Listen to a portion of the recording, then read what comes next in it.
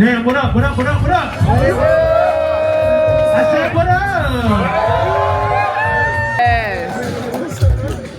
This is someone who is really responsible why we're all here today. That's right. All the music we all make is someone who I see as the creator of everything. And I have the honor to bring out Roger Linn.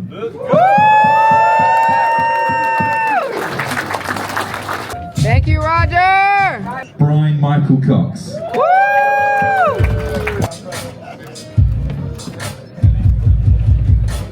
We have the legendary Jermaine Dupri. Let's go! Hey. One more time. Like what? Why? Why did? What made you? Stop! I don't want to throw this out, but I really got questions for this guy right here, for real. Yes. What made you make them sounds like this? Well, yeah, it's. I didn't really know it was going to be that successful, and the sounds were just the sounds that we thought were popular at the time. It's interesting, Jermaine, we were just talking backstage. The sounds are sounds, and we put judgments on them. We call them, some sounds good, we call some sounds bad, but I would assert that the reason that people think the MPC sounds sound good is because of the work of these people, the artists, who created music with them. And so people, then they hear these sounds and they say, oh, that sounds good. Well, I think they're thinking of the songs that you've all created. And it reminds them of a good feeling they had because of the quality of the music. And so I think it's largely the artists who use the machines that created the good sounds, and not so much anything I did. I mean, I made the best sounds I could, but they were... Thank you. Drum machines was Akutaro Kakahashi, the founder of Roland, who first made the A-Stone drum machine, and then so many great drum machines. And it's interesting, a lot of people say to me, I invented the drum machine. Well, I didn't. It existed for a long time before. I just added a few things that made it better, including the sampled sounds and a better system of programming, perhaps. There were the drum machines that had fixed beats, and one was rock 1, boom, boom, boom, one was rock 2, boom, boom, but there wasn't much more than that. But it was so programmability was, when you think it was kind of obvious. If people bought a drum machine, they knew that the drum beats weren't very good, they wanted to make their own. But I think it was this is a quick anecdote. I first made a prototype of a drum machine on a computer and had a screen for programming.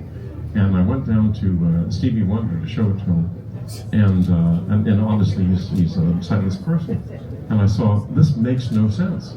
It's a visual instrument for people who play music.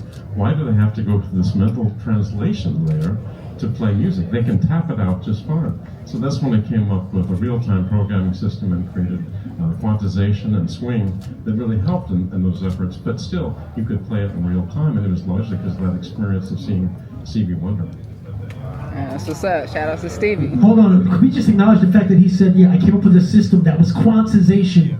Right. Swing. Something that we take for granted every day overdose in our drum machines. That came out of his brain. Yes. You did that.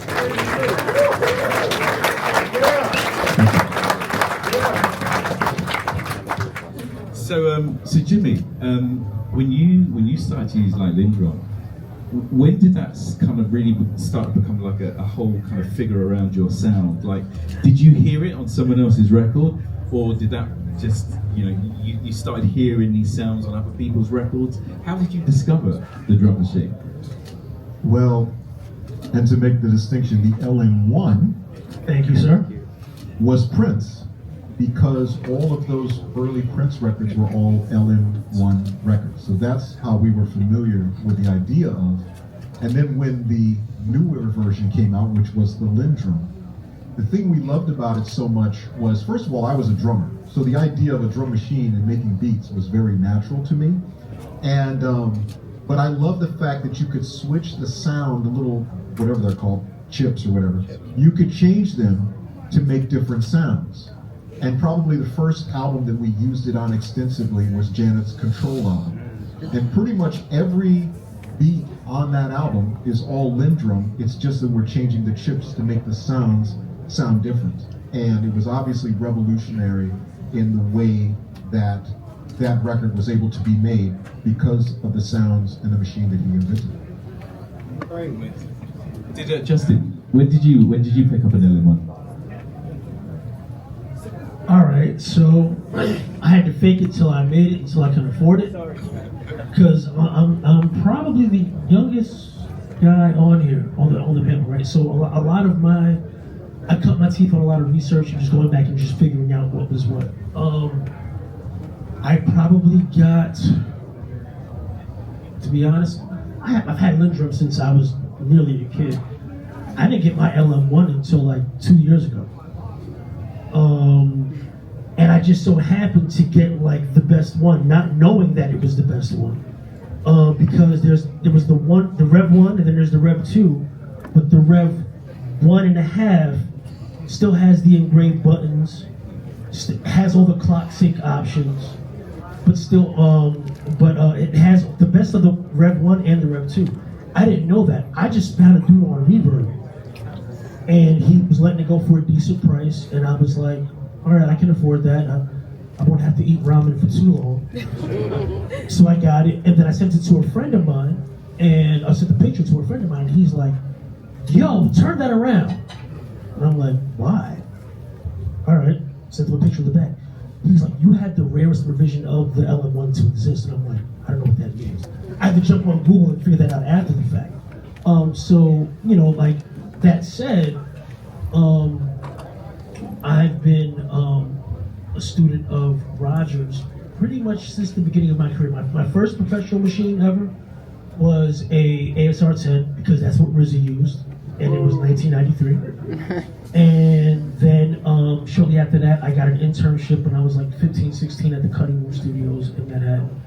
And I got to watch all these guys coming in and out, and they were all using MPC 3000s, 60s, and whatnot. I'm like, all right, I guess that's what I need to use. And I just happened to find a 60 that was signed by this guy. I didn't even really know. All right, somebody signed it. All right, cool. It wasn't until years later that I realized what I had. Right. Amazing. So, Bryan, Jermaine, did you ever experience using the LM1 Linn drum? Never. I mean, recently, yes. Yeah. But my first drum machine was an MPC 3000. It was my first time ever using an actual drum machine. But as of recent years, like No Idea, who we're all friends of, he has a studio up the way in LA that's all this vintage gear. And I remember I went to book some time there, and I was like, yo, bring me the LM1, bring me all it, bring me everything. And I just need a day to get, to learn it. And so, yeah, I did that. I just recently, I've been able to put my hands on one. Yeah. Jermaine? Yeah, no, I was too young. But I remember going to the studio and seeing it. They used to have like an emulator and a Linn drum. And it's like, you can't afford this shit. That's what it was like. These two pieces, you can't afford it. It seemed like it was like $50,000 too back then. It seemed like it was so far away. But I remember looking at the Linn drum, and I remember seeing them pull the chips out and all of this. I didn't know what was going on, but I remember it. How old were you at that time? I probably was 13. And it's just like I remember the emulator because I used to try to tell them to sample stuff, and they didn't do it the way I wanted to. That's what forced me to want to be a producer. Was like, but the emulator used to be like this. You could sample in this, right? And that's why I remember when I used to go to the studio. So Jimmy, like obviously your collection of records. Did you have any kind of like certain production tips of how you was processing the Linn drum sounds? No, I mean, to me, it was just what we did back in that day was everything we recorded was the analog tape. And the thing I would do, or we would do, myself and Terry, we would record everything really way too loud on the tape. And we always used to love the way it sounded when you just took those sounds and just smashed them. And we recorded the Control album. We were the engineers on the Control album. We recorded everything way too loud. And that was a lesson from Prince, because Prince would always record with everything in the red. We later on learned that our machines were set up different, and we shouldn't have been doing that. It was a mistake. But when you listen to the Control record, the reason it jumped out at you on the radio was because of the little distortion that was in there, and that was something that Prince taught us. He said, always put a little bit of distortion because it makes it sound louder to people. So that was definitely a technique we used. But it was so easy to get around the Linn drum. The other thing I liked about it was because it had pads, I would make a loop sometimes, but then I do like my own fills and my own stuff just freehand, and that way everything had a live feel to it. You know, when something would happen once in a song but not make again, that kind of thing was really important. So the spontaneity of being able to work like that was I love that. Can I hijack for 1 second? I didn't mean to turn you on. The fills on that, were those played live, or was that through the? No, I mean it was programmed. Yeah, no, we programmed it, but I mean I played it like live, and then That's what I'm saying. Like, you played that live. Oh yeah, absolutely. I played everything live, but once again I started off as a drummer, so that was Right. so for me it was very natural to do that. I never thought of things like because it wasn't about seeing the music at that point. It was just kind of hearing it. So for me I was always, you know. The reason I asked is that was the first time, even as a little kid, I was probably like 4, but that I heard something that I could tell wasn't a live actual musician, but felt like one, and it got me curious as to how that happened. No, that was definitely part of the technique. But that was a great thing about drum machines, because, you know, we talked about, you know, quantize. You could quantize stuff, but you could also not do it. And so you could make it keep that live feel. And that for us was important because we always wanted our records to sound like a performance, meaning that it was happening in the spur of the moment, and that was really important to be able to do. Amazing. So, Roger, what was the evolution from the Linn drum over to the MPC? You know, what happened in that period? You know, what went through your mind to design the next evolution of that drum machine, and then kind of take it into the world of like sampling with a Kai?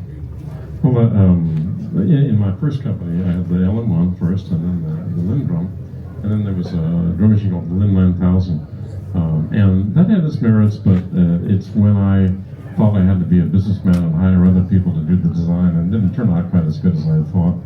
I thought I had some good ideas in that, but it was too expensive and it was unreliable, and there's problems with that. And eventually that's what brought the company down, together with my horrible business management skills.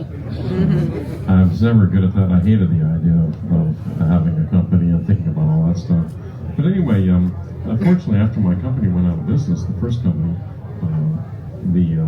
a fellow named Stephen Payne, who had a store in London called Psycho Systems, SYCO, he called me and he said, you know, I've been talking to these people from the Akai Audio Products Company, and they want to create a new division that makes electronic music instruments.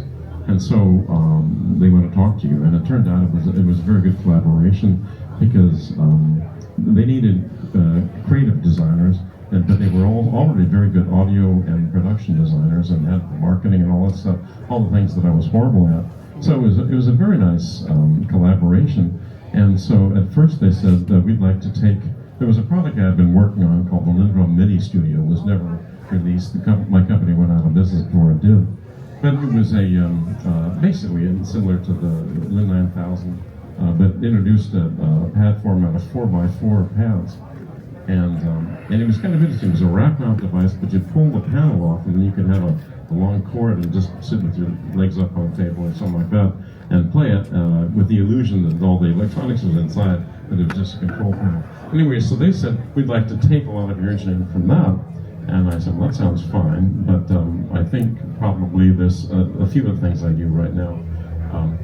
And I think I would say in summary, one of the things that perhaps helped the MPC's success, there's so many different things, But one of them is I made the assumption that all the people who would buy it are as impatient as I am and don't want to read manuals. That's right. And they just want to, if they have a musical idea, they want to get it down on tape or in memory right now. And they don't want to be faced with all kinds of technical hurdles. And so I've always been a big advocate for great ease of use. And in fact, on the MPCs, I even put a help button on it that I thought was very helpful. Hey. And because I remember all those times when I wanted to record something as an amateur musician, and I found myself 2 hours later reading manuals.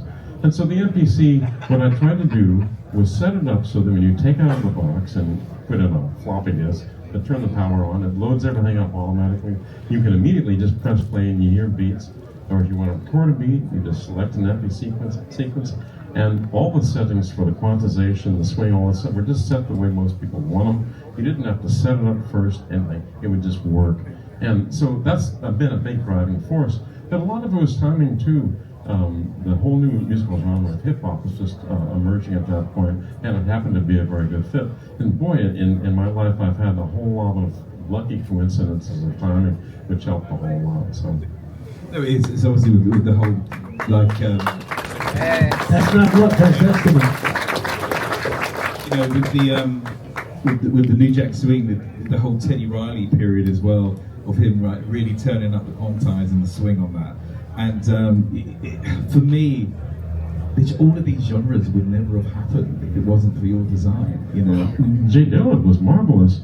He used swing and quantization and lack of quantization in ways that I never would have imagined. Right. You know, and when I first would hear Dillon recordings, I'd think, it sounds like a bad drummer. And people were playing with the exact style of bad drumming. But it was actually just a new style. And I listened to it, I think that's a great groove. But you know, it's an interesting concept as a product designer who doesn't have the talent of these gentlemen. I like to use the expression, I can make the brush, but it's the artist who decides what to paint with it. And Dilla surprised me. Sampling loops surprised me. When I first made the MPC 60, I remember being at a NAMM show, and the MPC 60 had a whopping 26 seconds of sampling time. 26? Yeah. And somebody said to me, could I have more sampling time? I said, how much? I said, 2 or 3 minutes. I said, what would you use that for? Because I assumed they just wanted to make drum sounds. I said, well, I'd like to take an entire measure or 2 measures of a record and use that as a basis for a song. Why would you want to do that? It's just, you have no idea. Styles change, and that's what the artist does in our culture. The artist just makes a vector and knows what should be done and makes that vector, and everybody follows him. And I can try my best to predict it, but and sometimes I have lucky coincidences, but it always surprises me. Amazing. So, Jermaine, when did you discover the MPC, and what was your first one? I think it was like 1991.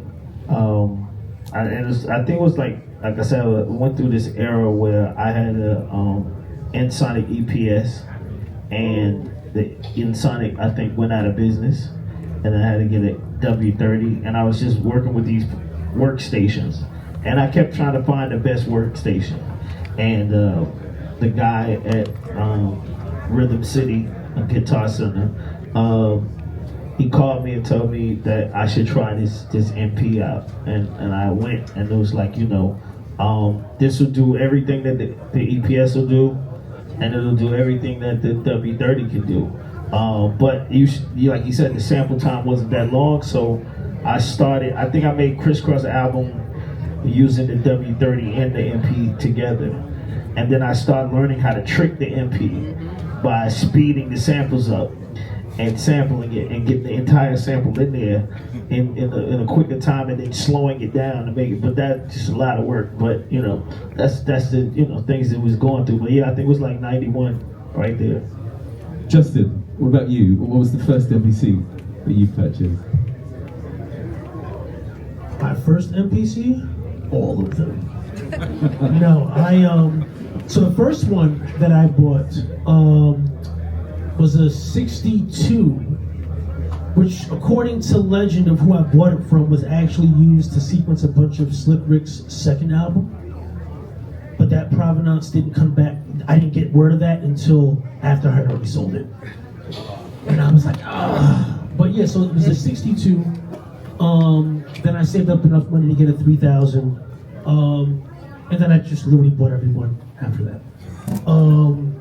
But you know, it's just one of those things where it's like, if it's not broke, don't fix it. You know, I feel like I cut my teeth learning on the Roland JS30, which was a scam. That's a whole other conversation. And the Lexicon Jam Man, which was also a scam. No coincidence that scam rhymes with Jam Man. And then after that, yeah, no, it was MPCs from there on out. You know, and even after, you know, Roger had parted ways, you know, and was doing other things, the children of that original design. And to this day, like, I'm mostly sequence on Logic now, right? Just being real.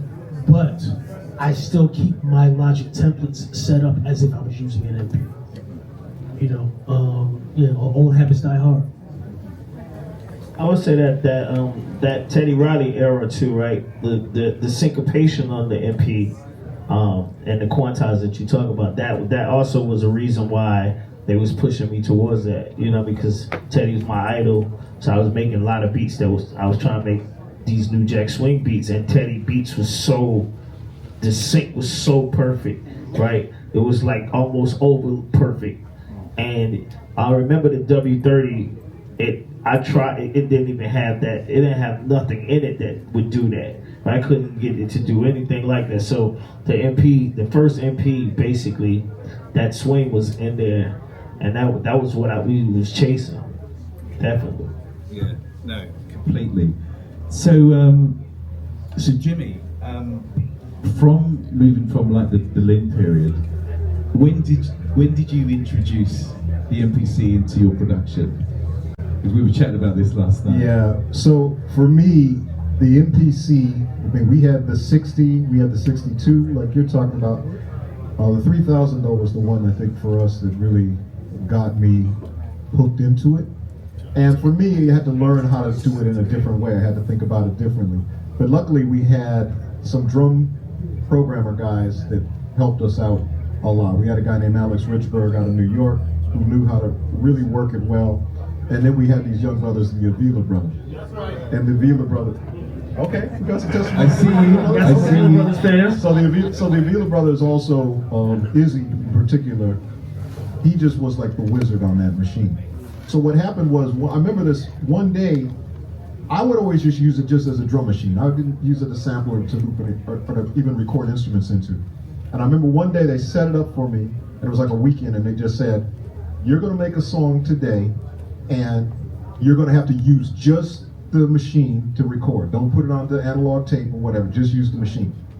And so I said, okay, so in order to do something really simple, I just put these chords in. I went, boom, boom, boom, boom, right? Then I put a little bass part, boom, boom, boom, boom, boom, boom, boom, right? And then I put the beat, and the beat was just supposed to be, right?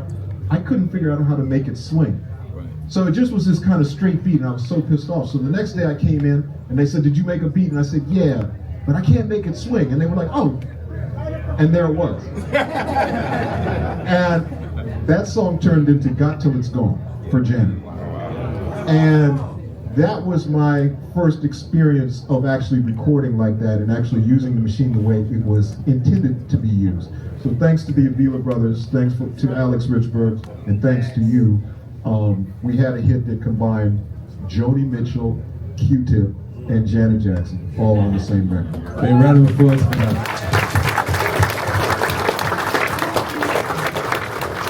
Amazing. Thank you. Jermaine, what's your most memorable song that you made on MPC for you? Jump. Jump is the first record I made on the MP.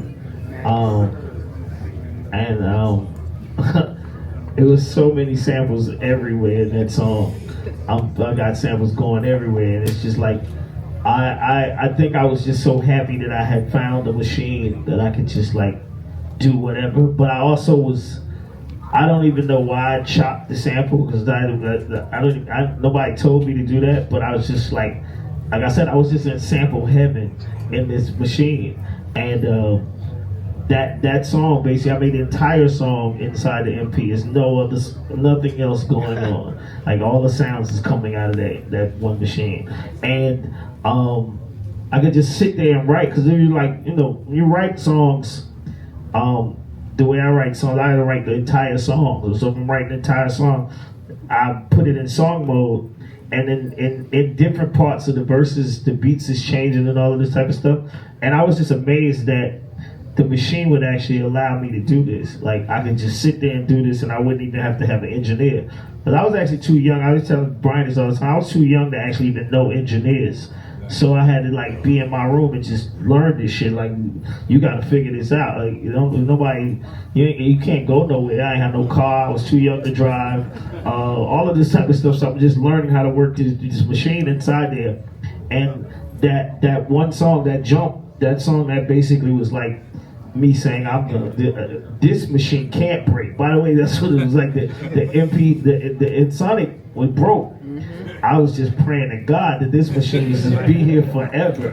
And then the 3000 came, and Jimmy, you just said, I'm not probably jumping around, but I gotta find out what's inside that 3000. Yes.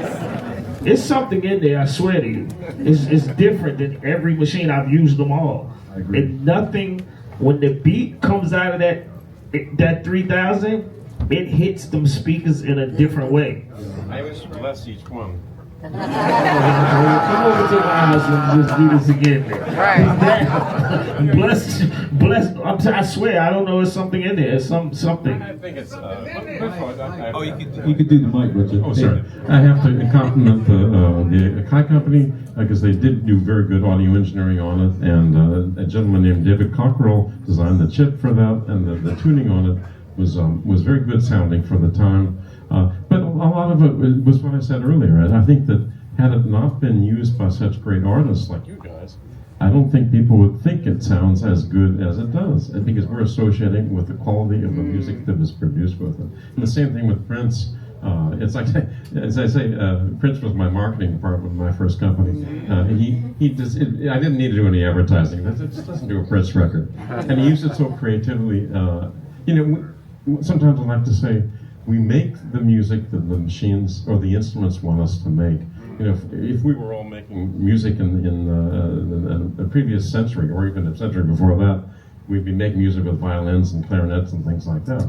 But the machines now, they excel at certain things, and they allow us to go down paths that are very creative.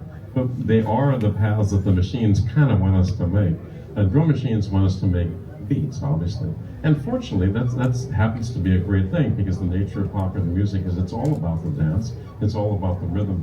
And that's the thing that, even though I'm woefully unaware of contemporary music, I'm 69, what is the eternal part of that is in popular music is the beat. Because it's basically sort of the bird song of the human species. We all get together and dance, and what do we dance to? A metronome. Well, we have some very good metronome makers on this stage tonight.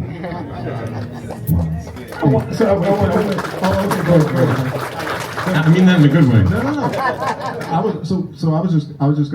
I wanted to point something out to people. So, for those of you that are mostly all of you much younger than me, but I used to be in a group called The Time. Y'all remember the song 777? Yeah. So you know that drum beat in that song is a Linn drum. Okay, there's a drummer named David Garibaldi, the drummer in Tower of Power. He programmed that beat, and more. That was Morris's favorite drummer, David Garibaldi. Okay, this is a Linn drum, y'all. I know we say Jelly Bean on the song, but it's a Linn drum. Okay, so just this gentleman right here, I just want to call that out. That's right. Okay, so I got one other question. I know I've heard like this. Right. So, I was too young to have an 808 when you was using the 808, Jimmy. Yes. So, yes. But they said that in the 808, Roger, they said that the 808 had this roll, because that's how the lights or something, right? The lights would go, and when it would get to the end, it would roll around, and that's why the 808 would hit so hard. right? And I was wondering if that is a true statement, because I'm thinking that's what you put inside this 3000. I'm gonna figure it out. I'm gonna figure it out. Yeah, I'm trying to figure out like something. Is that a true statement about the 808? I'm not quite sure what you mean by roll. Do you mean the button where it's like note repeat? Well, I think because it's the lights on the 808 they go all the way, they move all the way down, right? I didn't get a chance to use it like that, but they move all the way down, and then it shows the actual loop of the beat, right? Oh, I see, because the lights go sequentially. Yeah, but and they say when it gets to the end, it turns around, and that's what gives it the thrust of the 808. I don't think so. It's just, it's kind of like if you had 16 more little lights right after it. It's just more lights. You didn't want to make it too wide. You know, that's and that's the thing I was saying earlier about my experience in taking my original drum machine prototype of Stevie Wonder. I think Roland did a great job by enabling people who didn't have a good enough sense of timing to tap things out or play pads because it allowed them to play mathematically, you know. But my experience once again is I was trying to make musical instruments for musicians who could already play, and if they could already tap it in, then why not just let them tap it into a metronome? You know? But at the same time, once again, Roland did a great job. And I have to commend Roland and Takahashi, the founder, that they pursued their own path even after I came out with sampling machines. They didn't immediately try to copy it. They added creativity to analog sounds and their step-time programming system. And that's very much valued. There's a lot of great records that have been created with that as well. So they both have value. Raj, you seem to be, you understand, you accept your accolades, but you're not very precious with your achievements. You've allowed companies to just take the design and do what you want to do with it. Like I have friends who've contacted you and you're like, yeah, just change the name. And you're just happy to march to the beat of your own drum, and I admire that. I respect that, because some lesser cultured folks might try to just, handle that differently. To say the least. What are you looking forward to doing next? Because the thing that I keep, the consistent thing that I always see with you is, what are we doing after that? What do you want to do after all of this? You've done everything. Literally. Yeah, but I've done some stuff. I don't know if I've done everything. You've done enough. Well, what I'm doing now with my company is I make an instrument that I call Illstrumentalist. I managed to stick my name into every product name. By the way, I was thinking about once make a modulation processor and calling it Maudlin. What do you think? No, I made this instrument called Illstrumentalist, and I've been making it for about 10 years now. I sold around 5,000 of them. And what they do is they bring the expressiveness of acoustic instruments to electronic sound. So, for example, you can play this keyboard, and it looks like it's like 200 small drum pads that are small drum pads that are finger size. But if you wiggle your finger, you get a vibrato, and if you slide to another note, you get a pitch bend like on a guitar, and you can have polyphonic pressure, polyphonic pitch bends, and even if you tilt your finger forward and backward, you can change the timbre of the sound. And to me, I think this is something that I miss in an old-fashioned way from some of the acoustic instrument players of my youth. But at the same time, I feel like it's kept electronic music instruments from being in the foreground of music. The singers are in the foreground, but generally synthesis and other electronic music stuff is more of the background, the support for the singer. And when I was growing up, I used to love the guitar players like Eric Clapton or Jimi Hendrix, or Stefan Grappaldi, the violinist, or Django Reinhardt. People who played with such wonderful emotion that people were transfixed. They would sit there and watch this person who had an extraordinary skill that was a foreground. It was a voice, just like the human voice is. So that's what I'm focusing on right now, is to bring that to electronic sound, the ability to use subtle finger gestures to create something very, very compelling. It's so interesting because one of the things I really appreciate about the MPC community is that they value human feel. And they weren't always just playing straight 16th tones. They would use the swing settings very carefully and very subtly, and use dynamics in the pads very well and very effectively, and create some incredible beats for songs. In the same way that the MPC community has valued our humanity in this way, that's what I'm trying to do with this instrument thing that I'm making, is to give people a better human interface, a man-machine interface to the sound, so that it captures more of that emotion. And so that's what I'm thinking of these days, and that's what I'm spending most of my time doing, actually. If you want to learn more, go to Roger Linn Design. That's right. Plug it. So, we've spent quite a lot of time together recently, Roger, haven't we? And we've had a lot of discussions about just all of the great things that you've done in the past. But you had the experience to check out, the new MPC. You checked out the Live 2, the new MPC 3. How do you feel when you've seen your creation evolve over 35 years, and you see this community that's here today?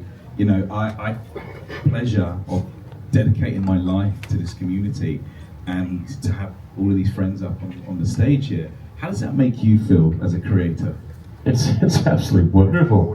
When I was there earlier, it was people were lining up and wanted to take pictures, and that sort of thank you after thank you is such a wonderful feeling to have, and to have that much appreciation. And I made this, as you know, I made back in, I think it was March, a video, because you kindly sent me an MPC Live 2. That's right. And I was very surprised about how good it was, because I hadn't kept up with the MPCs. And the comments from the MPC community were just, they made me tear up. It was wonderful. They were so kind. There was so much kindness in this group. At any rate, if you haven't seen the video, I got in touch with a guy because I hadn't really been familiar with the MPCs, and a lot of times some of my customers will say, "What do you think of the new MPCs?" And I would say, "I don't know. I'm off doing something else now, an instrument." And so through some circumstances, I got back in touch with the guy, and you guys kindly sent me the Live 2, and I started playing with it, and it was just marvelous. This was so much better than what I created in 1988 in a variety of ways, but it still honored the original interface and did both. And it has this wonderful touchscreen, and it's got these speakers and this battery built in, so you just never have to plug the thing in. It's really nice. But I was also really taken with the technology. What Akai has done is so interesting. This is going to get kind of nerdy, but at some point they moved their internal computer to the one based on ARM. It's the same thing Apple did when they went to the M series processors. They also moved to a Linux operating system. This is the same thing, or very similar to what Apple did back in OS 10, when they went to base their operating system on the Unix operating system. And this gives it so much more power, and it's like that allows you to just take off. And because it's a mature operating system and a mature hardware platform, and it gives it so much potential for power. And that I was really impressed. I would have loaded down that MPC Live 2 with a lot of tracks and a lot of plugins going on and stuff, and it wouldn't even break a sweat. And it was just marvelous, because I would have killed for this in 1988. And so it was. I gotta say, it's just I take it as a very kind compliment that Akai has taken something that I made that was very elementary and moved it up to such a special place. The thing is, your workflow is the blueprint of everything, and as we migrated over to MPC3, it was really important for us to keep moving forward, but also maintain the magic of the workflow. Yes. Because, we live in a period now where, I'm just going to put this down, I'm not going to follow this anymore. We live in a period where we have some of the most amazing tools at our fingertips, and some people love analog, some people love plugins, all these things, and some of us come from a period where we didn't have those tools.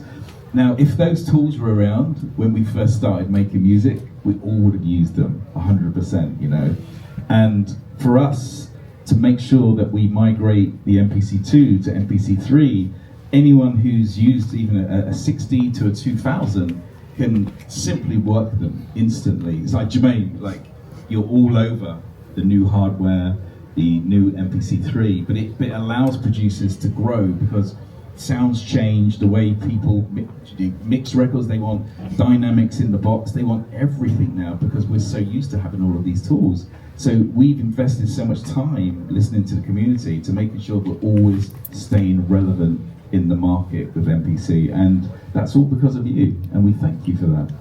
Now listen, can I attest to that quickly? Like I said earlier, you know, the majority of my work is in the box now on the computer, right? But every once in a while I get bored.